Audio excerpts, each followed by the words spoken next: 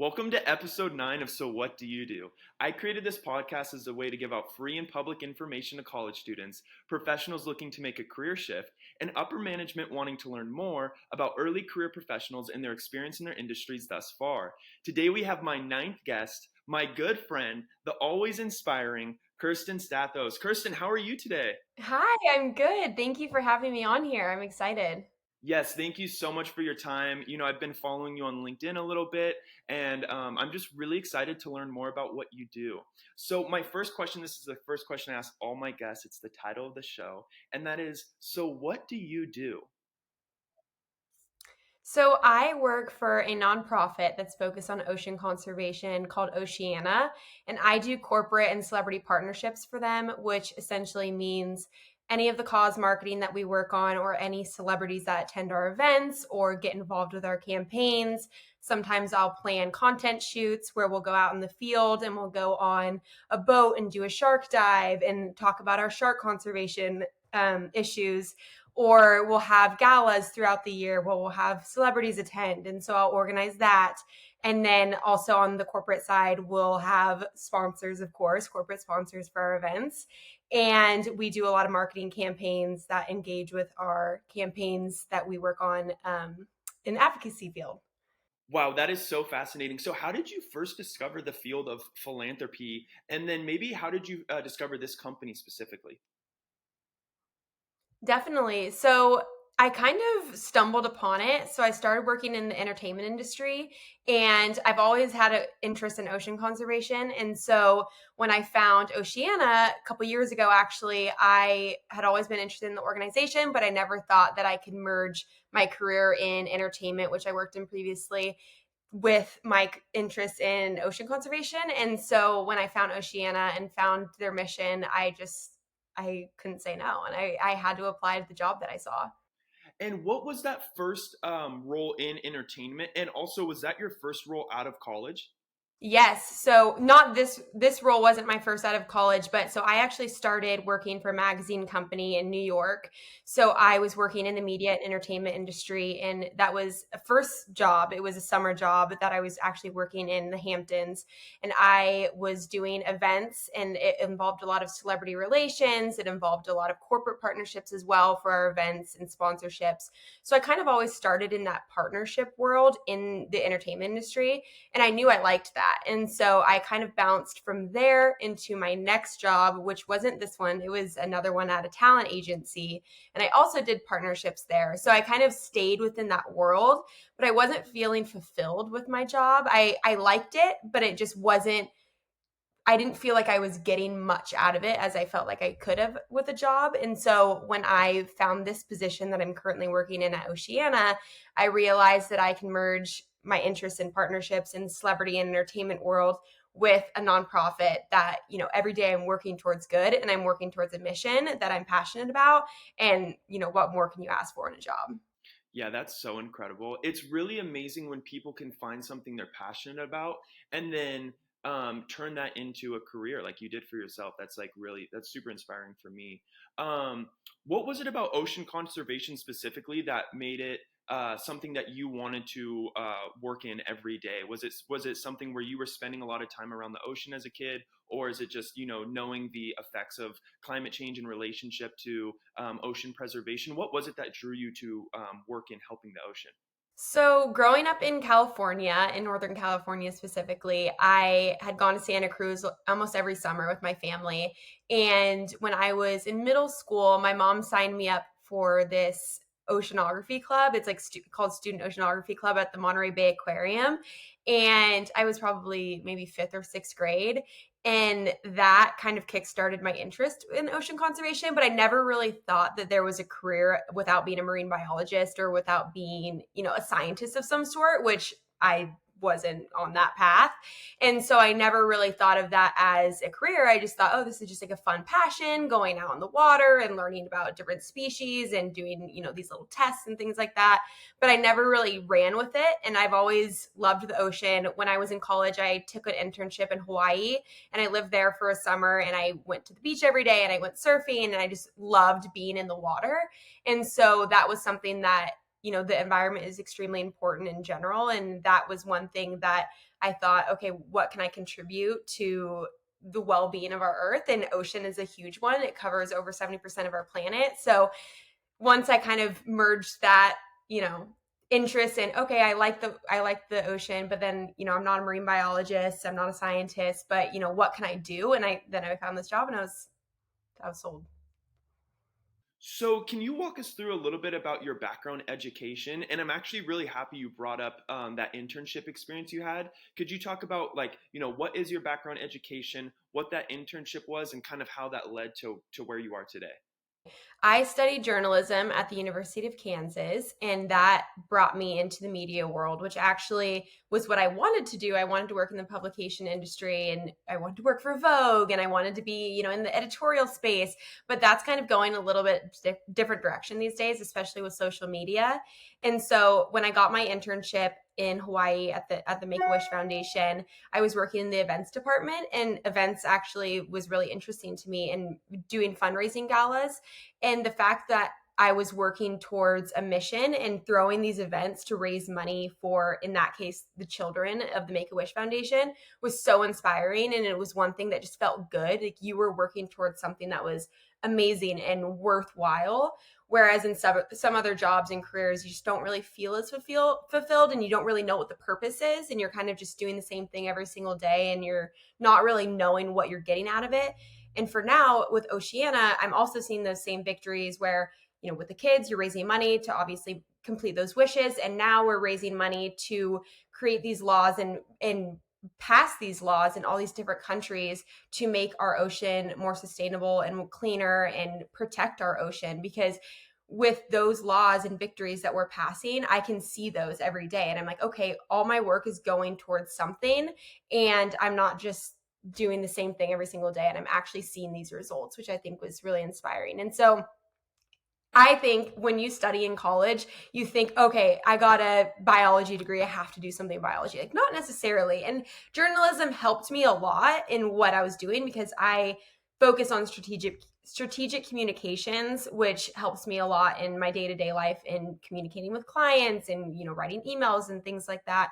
But I feel that a lot of students that are coming to graduation and they think that they have to do something in the field that they studied in, everything kind of correlates in some way, and you learn these different skills in these different industry or in these different majors that you're studying that can translate into these jobs. So I feel if you want to do something in a different industry that you didn't study, you can get a certificate in it, or you could study a different like maybe get a minor in something else. Or if you wanted to go on and get your master's, you don't have to base everything on your career choice on your undergraduate, which I think that for me, I was immediately like, okay, I need to go into the media industry, which I'm glad that I did, because it led me to where I am today.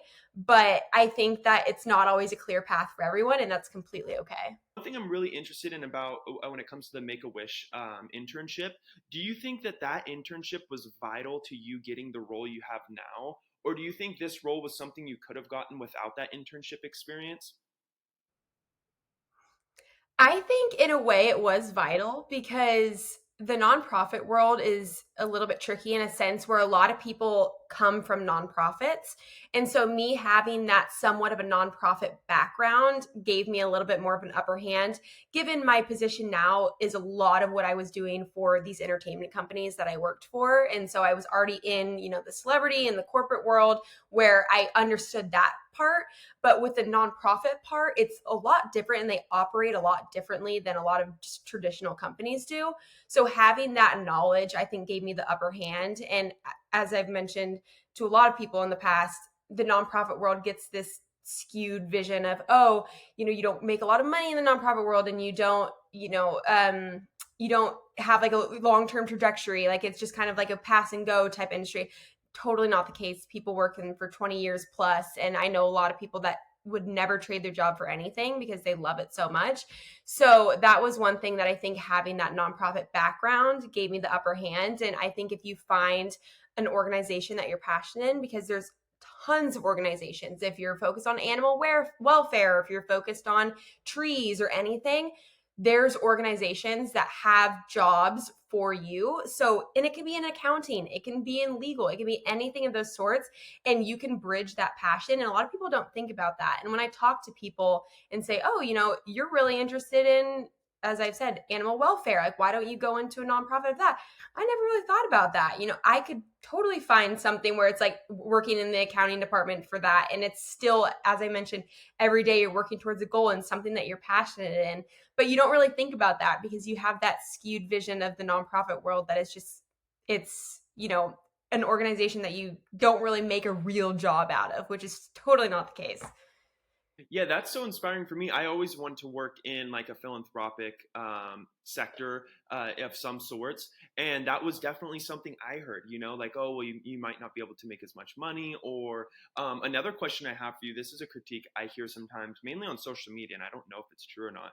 What is the work life balance like at your nonprofit? Like, do you experience a good, healthy work life balance? Because there's this notion for some reason, and maybe it is just like a social media like rumor or whatever, but that like nonprofits struggle with providing work life balance for their employees. Has that been the case for you, or is that true? Does that feel true at all? So I think it completely depends. For my organization, it's absolutely not the case. We're so hard on work life balance. And I think given that we're a larger organization, we have a lot more team members that are able to work on all these different issues. Whereas where a lot of that is seen is in a lot smaller organizations that don't really have a lot of hands to work on. So they're working until 10, 11 p.m. every night because they have 5 members of their team and they're trying to get everything done. And you have these goals every year that you meet or you need to meet with this organization that you're working for.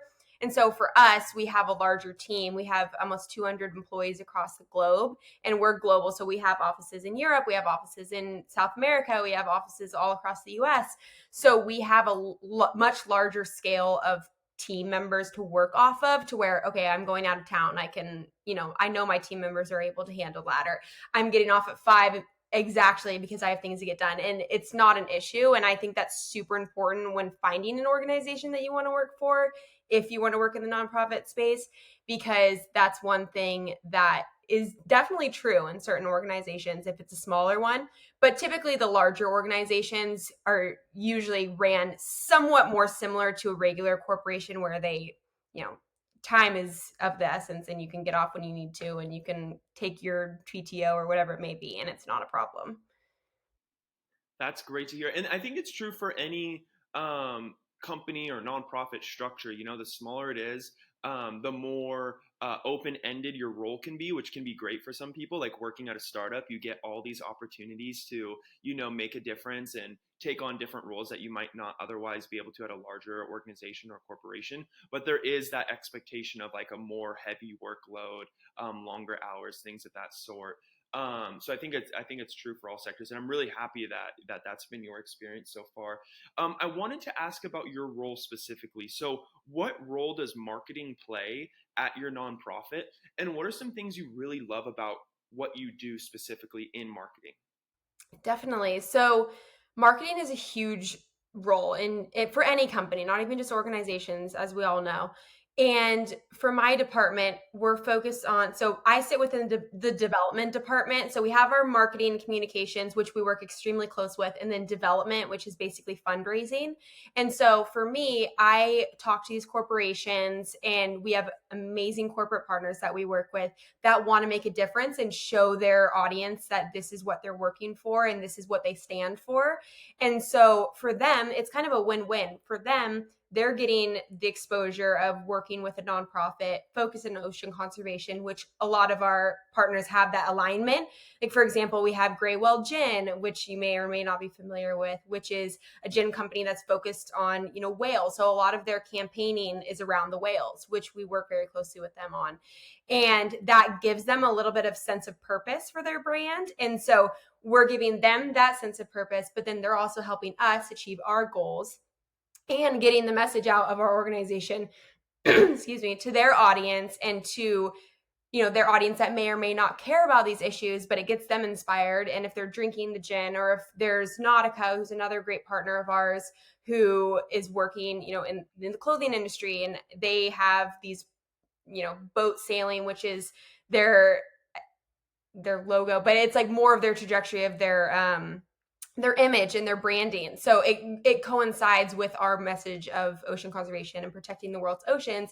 And so we give these, as I said, companies a sense of purpose, but then for us, we market them as these great partners that we work with, and we have them at our events, and we have them sponsor, and we have them included, and we do activations.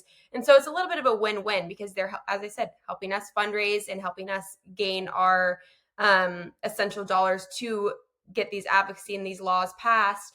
And then for them, we're giving them a sense of purpose with their brand and their mission, and giving them more sense of direction for their consumers to follow on. Yeah, and it almost seems like um, by partnering with a nonprofit, you're marketing your own image in a way as well. Like it seems like these celebrities and stuff, or these brands, if they stand for something, that makes them want, or that makes consumers want to consume their products more. It really does seem like a very win-win sort of relationship, and that's why I think it's so interesting what you do. Is there anything you would change about your current industry, about the industry of philanthropy, or maybe just like your role as working in marketing for this nonprofit? Is there anything you would change? I don't know if there was anything I would change necessarily. I think that instead of changing, it's more of where, as a nonprofit industry as a whole, not just our organization, are really making that shift towards influencer marketing, towards celebrity marketing, and towards these social media campaigns, which wasn't as much of a case in the past. And so it's not as much of a change, but it's just a good shift that we're making a little bit later than other companies, which is completely okay because they typically operate a little bit slower in terms of the grand scheme of things. And so I think right now, for our organization, for example, we're starting to dive a lot more into influencer marketing and getting these influencers that do have a passion for ocean conservation involved in our campaigns, and getting them posting about it, and getting them, and typically we don't do transactional. It's more of just kind of like they are interested and they're going to help us out type thing, instead of paying influencers to post. But it's great when we're able to push out certain campaigns. Like the end of last year, we passed a victory on shark fin, where we banned the sale and trade of shark fins in the United States. And so that was a big effort by a lot of our celebrities and a lot of our influence ambassadors, that it's really difficult to do otherwise, because we're taking advantage of this social media shift and getting involved in these influencer marketing campaigns, where we can see a lot more results and like I guess like impressions, where you wouldn't really otherwise if you were to just do like print marketing, or if you were to like put an ad on YouTube or things like that. You're seeing a lot more results and clicks, and people doing the petition signing and doing like donation buttons and things like that, where I think is one thing that I think is a good direction that the nonprofit world is going in. Okay, so looking back on your life, the middle school version of you that was at the Monterey Bay Aquarium, volunteering in the oceanography program, or the version of you that was, studying at the University of Kansas. If there was a person in that same spot in your life right now listening to this, and they wanted to become an affiliate marketer for a large nonprofit one day, what is some advice that you would give them? I would say network is the biggest advice that I could give to anyone, and talk to people in the industry that you're interested in, or even an industry that you aren't particularly interested in but curious about. I think that networking on LinkedIn, or going to events and talking to people at, even if it's a dedicated marketing, or excuse me, networking event, or just an event in general, talk to people and see what they do and ask them questions, because they might know someone that knows someone that knows someone, or their sister might work for the company that you want to work for, or they know exactly the company that you're talking about and can give you advice on it. I think that there's such an underwhelming amount of people that don't want to network, and because they're scared, which is completely fine, and they don't want to ask people questions, they don't want to bother them. But I get all the time DMs on LinkedIn saying, how do I get into this industry, or how do I do this? And I'm happy to respond. So if you see someone on LinkedIn that has the job that you want, shoot them a message. You may or may not get a response, but it doesn't hurt to try, and they may likely say, hey, yeah, let's jump on a call and I'll let you know how I got to where I am. So I think that is the biggest takeaway from any of my trajectory was networking and talking to people and just taking what I could out of any of the jobs that I applied for, and interview experience and talking to people. And I've even had interview experiences that I didn't even go on to get that position, but I still talk to them and I'm like, oh, they're, a networking resource for me and a connection to have. So I think that is the biggest takeaway for my trajectory. Yeah, I think that's really great advice. I think networking was one of the most essential parts of my own career. And it is kind of crazy to think about. Like, I know you had mentioned prior, like, if somebody were to just come up to me and ask me about an industry, even if I didn't work in it, especially doing this podcast now, from my networking over time, I know somebody in almost every industry doing almost any job you can think of. So I think it is really essential for any young person's success to really just get out there, meet as many people as you can, even if it doesn't seem like that conversation holds any value at that moment. Down the line, it can really provide for you. So I really appreciate your time. I have one last question for you. I ask all my guests this last question. So the title of the show is, so what do you do? And my last question for you is, so what will you do next? Where do you see your future going in, let's say, the next 5 to 10 years? That's a tough question. I really think that I will stay in the ocean conservation world or just the environmental world in general, because I have grown to love and become so passionate about it, to where I think that I could see myself working this for, as long as I possibly could. In an absolute ideal world, I would love to not necessarily start a foundation of my own, but start some sort of project of my own, working with talent or working with brands, mostly talent, on exposing a lot of these issues around the world and environmental causes. And whether that be in the ocean, or if that's in the forest, or if that's in animal welfare, anything of that nature, I think that creating a project of some sort, whether that be a show or something along those lines, I think would be really cool. Who knows if that will happen, maybe one day.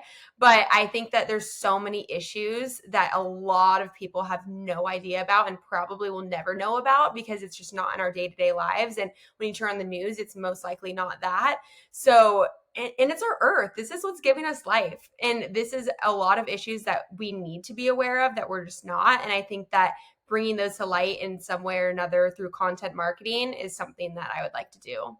That's so incredible. And just seeing, it's so interesting hearing your story, going from, that first experience in middle school to college to going out to Hawaii to where you are now. I have no doubt you're going to have all the success in the world. I can't wait to donate to your own nonprofit one day, which I'm sure you'll establish. And maybe volunteer for you someday as well. Thank you so much for your time. Again, I really appreciate it. And genuinely, I'm so inspired by what you do. So just congratulations on all your success. Thank you so much for having me. This was fun, and I hope I inspired someone to get involved in the nonprofit world.